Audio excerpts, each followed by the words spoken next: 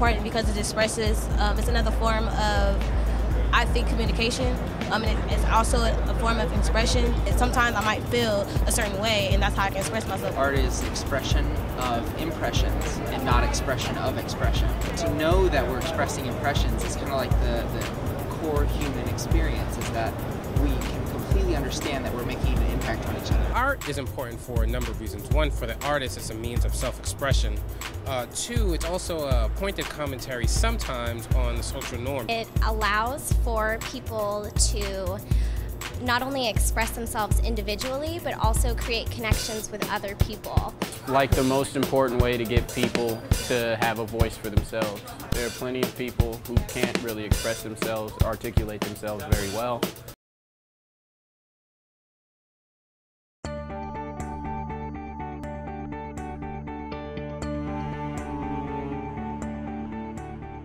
So we're in Oakland, California, which probably has one of the highest rates of per capita artists that you'd find anywhere in the United States.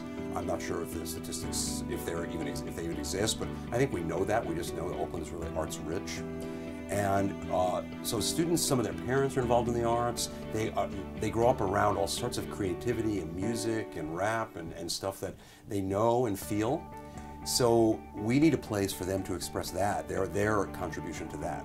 Their involvement in the arts and their inspiration that makes them come to school every day. So we don't have a dropout rate because the students want to be here. And when we find out that they're not doing well academically, at least they're here every day.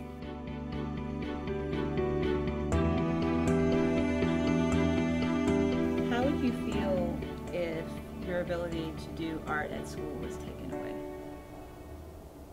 Hopeless. Like, there's nothing really for me to look forward to much except for to hang out with friends and to do my art. I think I'd feel down all the time. It's kind of the unintended consequence of all the things that are going on right now in education, but it could have been predicted. Because when No Child Left Behind put such a heavy focus and a punitive focus on reading and math, the arts went first. What has gone away in some schools is even social studies and science. But to think that they can spend 40 to 45 hours a week in a school environment with only those pieces in place and all these other things are not part of their week, that's kind of troubling. If they took this away, I'd be really, really upset. Not just me, but everyone. Since our school is so big and it serves so many people, I feel like a lot of kids would be deprived of something that's actually, I feel it's more valuable than a lot of the stuff we're learning. Honestly, I think my art class is much more important than my history class. I think that when we look at schools in California, specifically now, here we are in 2012, and we're looking to make them great, and we want to measure them, and there's all this talk about accountability, we can have all of that and have a creative, vibrant environment. We don't need to make this a dull and miserable experience for kids. So there are ways to keep them creative, keep them excited and happy, and then still build in all the necessary pieces to get them to read, write, and do their subjects well. So I just think we need to always think about both parts of this.